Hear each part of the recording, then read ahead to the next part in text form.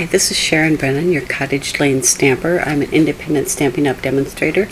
Today I wanted to show you the technique that a lot of people are using for creating the treed background on the Woodland Textures embossing folder. Every time I see this on Pinterest, I pin it. I guess I really love it. This is your embossing folder. And make sure that when you go to do this, you always are working on the side that says Sizzix on the inside, okay?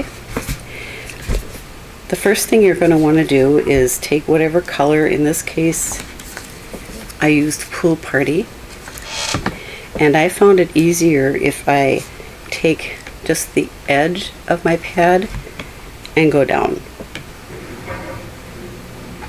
Seems to give me a little bit more coverage. I'll give that just a second to dry. I tried it on another card, just doing it flat, and it kind of ended up like that, kind of streaked. So I didn't like that as well. Then take your, I'm using in this case the stamp from Wonderland. It's a Christmas set. Came out last year. I love it, especially the Silent Night part of it. Anyway, ink that up, and I'm using, oops, I need to put it back on my little block. Just take some scrap paper here. Give it a good push.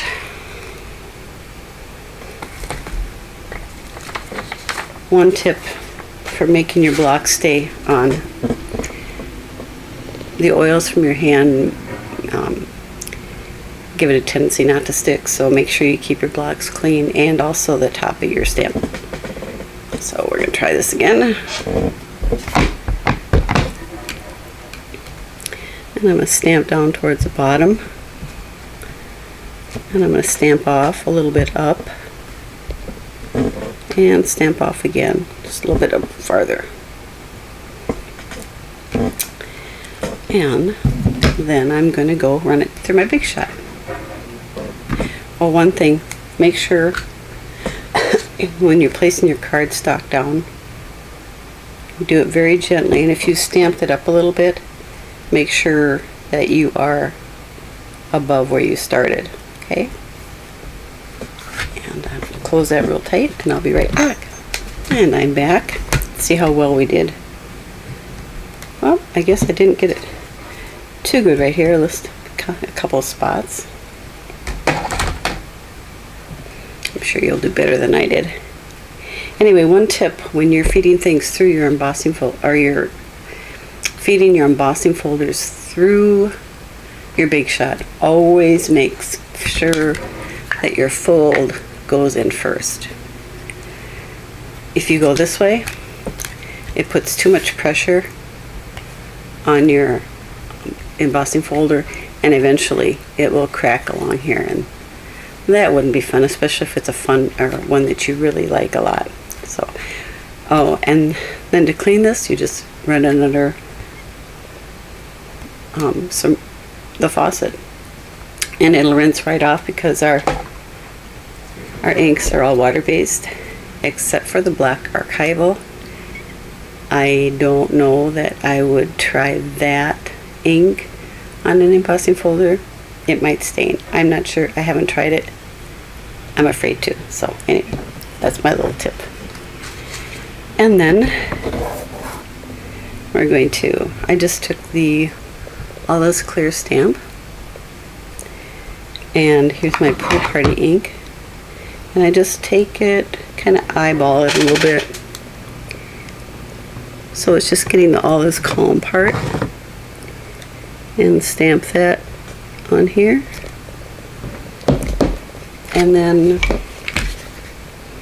maybe you can help me out. I forgot what this label is called. This punch, I mean. Punched it out.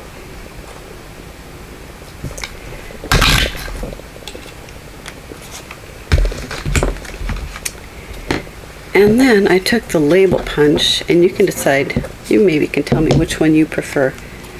I took the label punch and stamped out this part.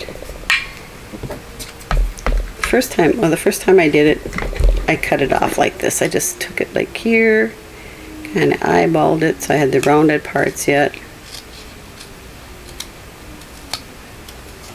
Got a little bit of glue on my scissors. And cut this off. Get a little bit more. This one, I just took a strip, like a 1-inch strip of Pool Party, and lined it up in my punch, like so. Oh, I think I moved it.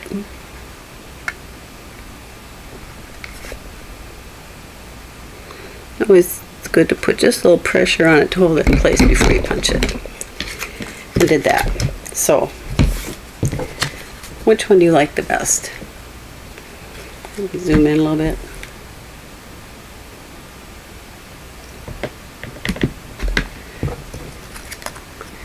Do you like the one with the rounded corners or the more sharp corners here? My preference, I guess, is the rounded ones. Anyway, so I took some glue dots and attached that to this piece. And I hope if you remember what that punch is called, you'll put it in the comments, because I've forgotten. I like to label all my punches in case that happens. I'm kind of anal. Let's see. There you go. I just take my label maker and make a label. And then a couple more glue dots. And punch the white piece out of the decorative label punch. And line it up. I guess the corners help it to line up a little bit. Then I will take some. Now when you're gluing this embossing piece onto the next layer, make sure you get all the way across the top and the bottom. I did just the sides on one other piece, and it kind of came up from the bottom a little bit. There. Now what did I do with my card piece? Here it is. Nope, that's not it. Well, do you just ever misplace things like that? Here it is. I do this all the time. I drive myself nuts.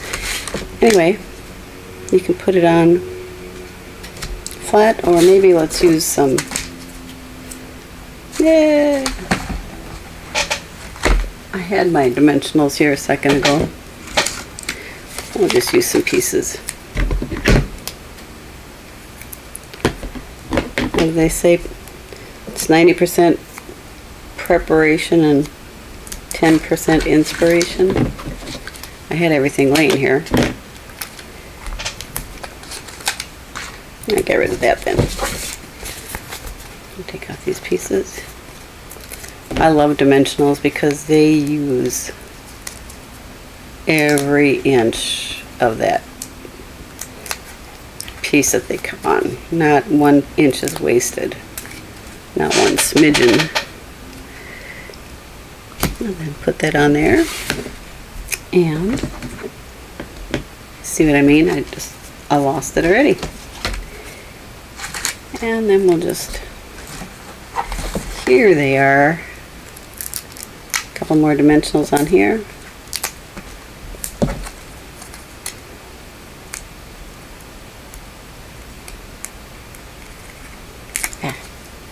One tip, if you have a hard time getting them off, just push in the middle, and it usually peels right up then.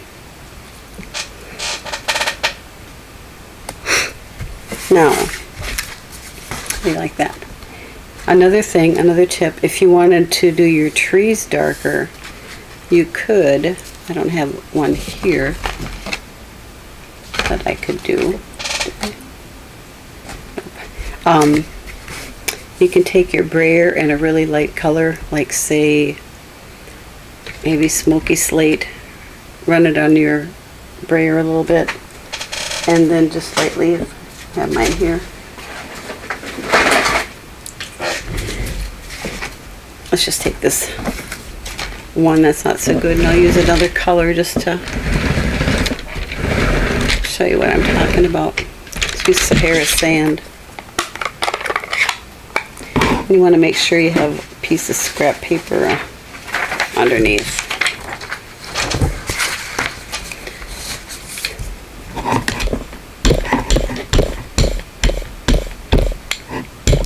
And you always want to run up off of your paper across it. Never start on your paper.